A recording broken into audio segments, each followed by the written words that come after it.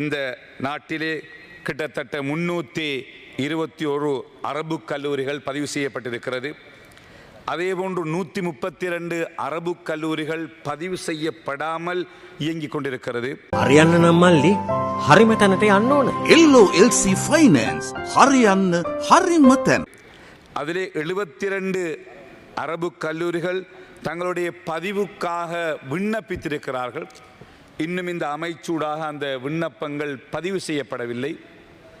ஆகவே கௌரவ அமைச்சர் அவர்களே, பதிவு செய்யப்பட்ட விண்ணப்பங்கள் அனுப்பி வைத்த அந்த அரபு கல்லூரிகளுடைய விண்ணப்பங்களை சரியான முறையிலே பரிசீலனை செய்து அவற்றை விரைவாக நீங்கள் பதிவு செய்வதற்குரிய நடவடிக்கைகளை மேற்கொள்ள வேண்டும் என்று சந்தர்ப்பத்தை நான் கேட்டுக்கொள்ள விரும்புகிறேன். அதேபோன்று இந்த நாட்டிலே இருக்கின்ற சகல அரபு கல்லூரிகளுக்கும் இடையிலே ஒரு காமன் சிலபஸ், ஒரு பொதுவான பாடத்திட்டத்திலே இதனை கொண்டு செல்ல வேண்டும். ஒவ்வொரு அரபு கல்லூரிகளும் ஒவ்வொரு பாடத்திட்டத்திலே அவர்கள் கல்வி கற்பதால் ஒரு பொதுவான சிலபஸில் என்கின்ற ஒரு நீண்ட காலமாக கிட்டத்தட்ட 10 வருடங்களுக்கு மேலாக பேசி வந்த ஒரு நிலைமை. இறுதியிலே அதற்கான ஒரு பாராளுமன்ற 2020 பிப்ரவரி 19 இடம்பெற்ற ஓவர்சைட் கமிட்டி பார்லிமெண்டிலே அதுக்கான அங்கீகாரம் வழங்கப்பட்டு அதுக்கு பிறகு புத்த சாசன அமைச்சு 2022 ஆண்டு அதற்கு ஒன்று experts committee specially under professors தலைமையில் ஒரு கமிட்டி நியமிக்கப்பட்டு தற்பொழுது அந்த கமிட்டியும் கொடுக்கப்பட்டு இறுதியிலே கல்வி அமைச்சினுடைய அங்கீகாரத்துக்கு அனுப்பப்பட்டு கல்வி அமைச்சியும் ஒரு intellectual committee was form review the common syllabus. அந்த கமிட்டியும் அந்த சிலபஸை இப்பொழுது அப்ரூவ் பண்ணியிருக்கிறார்கள். ஆகவே கௌரவ அமைச்சர் அவர்களே, உங்களுடைய காலத்திலே இதற்கான உரிய நடவடிக்கைகளை நீங்கள் மேற்கொள்ள வேண்டும். கல்வி அமைச்சோடு தொடர்பு கொண்டு இந்த பணியை நீங்கள் செய்ய வேண்டும். நீண்ட காலமாக இது இழுபட்டு வருகிற ஒரு விஷயம். உங்களுடைய தலைமைத்துவத்திலே இந்த பணி இடம்பெற வேண்டும். இதற்கு எல்லா கட்சி அரசியலுக்கு அப்பால், கட்சிகளுக்கு அப்பால் எல்லா பாராளுமன்ற உறுப்பினர்கள், எல்லா அரபு கல்லூரிகள், அதனை நிர்வகிக்கின்ற நிர்வாகிகள், இஸ்லாமிய நிறுவனங்கள் அதற்கு பூரண ஒத்துழைப்பை வழங்க வேண்டும் என்று சந்தர்ப்பத்திலே நான் கேட்டுக்கொள்ள விரும்புகின்றேன்.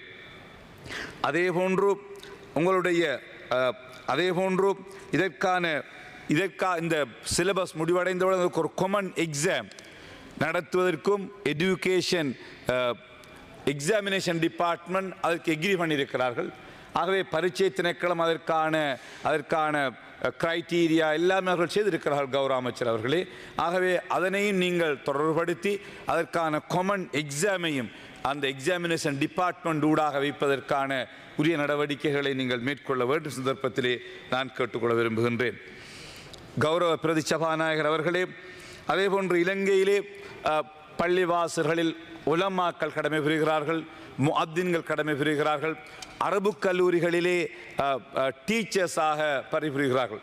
ஆனால் அவர்களுக்கான ஒரு பொதுவான ட்ரைனிங் ஒன்று இலங்கையில் கொடுக்கப்படுவதில்லை. ஆகவே இந்த உரிய முறையிலே காலத்திற்கேற்ப ஹொத்துபாக்களை செய்ய வேண்டும் வெள்ளிக்கிழமை, அதே போன்று இனங்களுக்கு இடையிலே ஒற்றுமை ஏற்படுத்துகின்ற பல்வேறுபட்ட விடயங்கள் தொடர்பிலே இந்த வெள்ளிக்கிழமையில் இடம்பெறுகின்ற ஹொத்துபாக்கள் முக்கியம் வாய்ந்தது.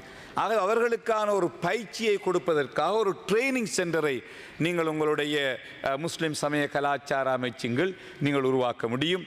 அதை கொழும்பிலே உருவாக்க முடியும், அல்லது நீங்கள் கிழக்கு மாகாணத்திலே வேண்டும் அங்கு அமைக்க முடியும். அதுக்கு தேவையான முழு ஒத்துழைப்புகளையும் ஒத்தாசைகளையும் நாங்கள் உங்களுக்கு வழங்குவதற்கு ஆயத்தமாக இருக்கிறோம். அதுக்கு தேவையான வெளிநாட்டு உதவியை நாங்கள் வெளிநாட்டு தூதுவரங்கள் ஊடாக அந்த வெளிநாட்டு உதவியை கூட நாங்கள் உங்களுக்கு பெற்றுத்தருவதற்கு ஆயத்தமாக இருக்கிறோம். கௌரவ அமைச்சர் தொடர்பில் நீங்கள் உரிய நடவடிக்கைகளை மேற்கொள்ள வேண்டும். அதேபோன்று முஸ்லிம் சமய கலாச்சார திணைக்களத்தினுடைய ஒரு பிராந்திய நிலையம் கிழக்கு மாகாணத்திலே மட்டக்களப்பிலே இருக்கிறது.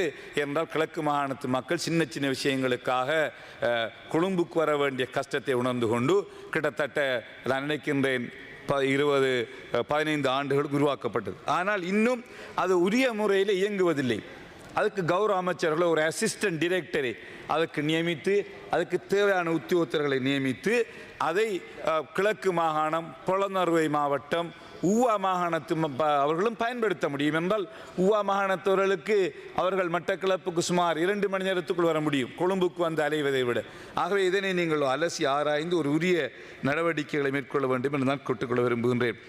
அதே போன்று கௌரவ அமைச்சர் அவர்களே, உங்களுக்கு தெரியும் இஸ்லாமிய அல்லது அரபு மொழியிலே உள்ள பாட நூல்கள் அல்லது புத்தகங்கள் இந்த நாட்டுக்கு கொண்டு வருவதற்கு தடை செய்யப்பட்டிருக்கிறது.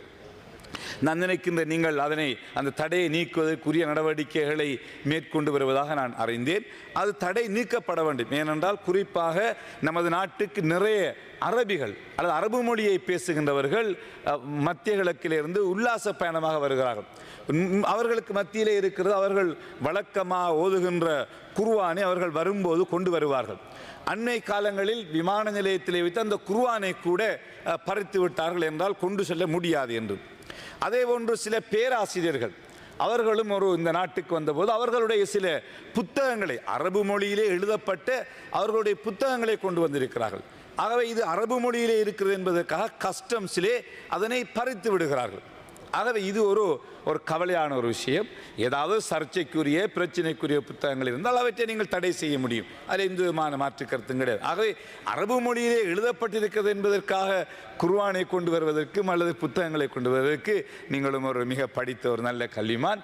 ஆகவே இந்த வகையிலே இந்த விடயத்தில் நீங்கள் உரிய கவனம் எடுத்து அதனை நீக்க வேண்டும். குறிப்பாக சவுதி அரேபியாவிலிருந்து ஒரு தனவந்தர் இலங்கைக்கு சுமார் கிட்டத்தட்ட பல தமிழில் மொழிபெயர்க்கப்பட்ட குர்ஆன் பிரதிகளை அவர் அனுப்பியிருந்தார். உங்களுக்கு தெரியும், நீங்கள் சவுதி அரேபியாவுக்கு சென்றபோது கூட இது உங்களோடு பேசப்பட்டதாக நான் அறிந்தேன்.